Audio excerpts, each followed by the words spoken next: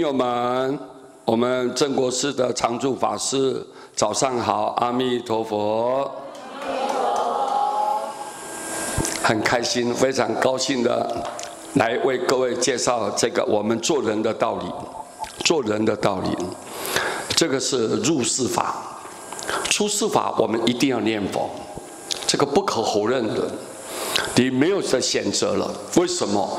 因为我们是一个烦恼苦海、罪恶很深重的众生。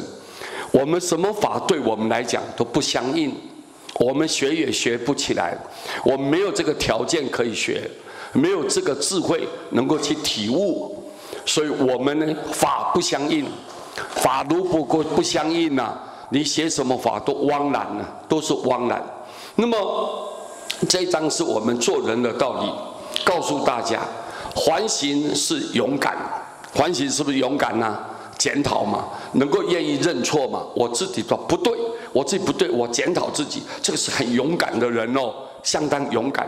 改过就是智慧，改变过去的过失，我不要再为那个过去的错误的行为一直不断的重复，不断的重复，我能够断然的用我的行为来改变。行为的改变，这是智慧的人，很有智慧的人。改过就是智慧，认错是一场和自己的竞赛，对不对？有时候我们死不承认啊，爱面子啊，爱尊严呢，爱尊严呢，明明知道错了，但是别人都在看，我觉得自己太不体面了，所以往往我就不接受、不承认。所以各位，这是自己一场跟自己的竞赛。对手是你自己，要征服啊，征服也是你自己。征服，说真，用你的力量来制服啊，制服，把我这个毛病，把我这个过失，怎么样能够转换？各位，那也是你自己，各位对不对啊？你想要明天比你今天的人更优秀、更卓越、更完善，那你是要征服你自己。以前呢，我借这个机会啊，给各位大家报告啊。哎呀，认错很重要，认错很重要，认错绝对是一个勇气，最大的勇气就是认错。有一个喝醉酒的人呢，喝醉酒的人，有一天呐，他醉醺醺的，醉茫茫的，就这样就把车子呢门呐一打开，他就进去坐。突然间，他发现太不对劲了。马上就拿手机就挂个电话给警察局、给派出所、给公安赶快打电话给他。他说公安人员你知道吗？我这个车子我的仪表板仪表板，我的方向盘，我这个卫星导航都被人家偷光了这样。脱光了，结果他开始，然后怎样啊？就一会儿没有停留1分钟，马上又讲了。还有你知道吗？你知道吗？哇，这个排档那个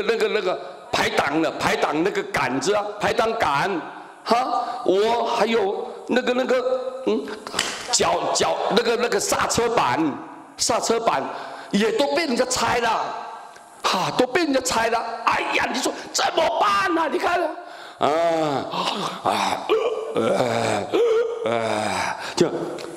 结果他停留了，他把眼睛闭起来，睡了差不多1、2分钟，他突然间清醒了。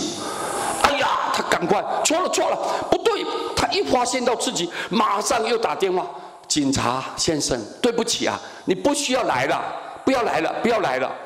他说不要来了呢？这警察说为什么不要来？为什么不要来？他说哎呀，是我自己错了，原来我坐在后座了。我坐在后座，所以我什么东西都不见了。你知道吗？你看，马上就认错，不对就是不对，错就错，对不对？有勇气，有勇气。幸好这个喝醉的人有能够看到自己的毛病，马上就接受，马上就改变。但是很多人你看骄傲如山，娇气傲慢的心像一座山一样，他永远都跳不过去。所以这是人生的盲点。我们人呐，人当局者迷啊，我们没办法看清楚我们前后左右那种危机，我们看不到。所以我们在工作当中一定要有一个，比如说长官啊，我们的下属啊，或者朋友啊，随时给我们指正啊，对不对啊？我们才能避免很多不必要的错误啊，不必要的错误。所以一个勇于能够接受别人的指正，而且能够悉心的受教，感恩对方，这个人永远才能进步啊。以前呐，苏格拉底他讲一句话，哲学家，他说，一个人如果原谅自己的过失，往后10000个过失就接二连三就会发生。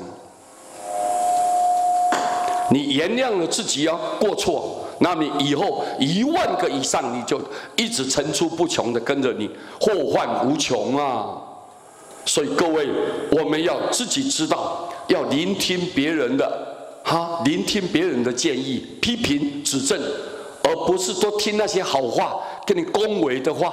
哎呀，你很好，你了不起，你很伟大，哎，都是恭维的话。这些会把你自己的迷醉了。你整个的迷失，你的盲点呢，就永远你没办法得到一个最圆满的改善，没办法。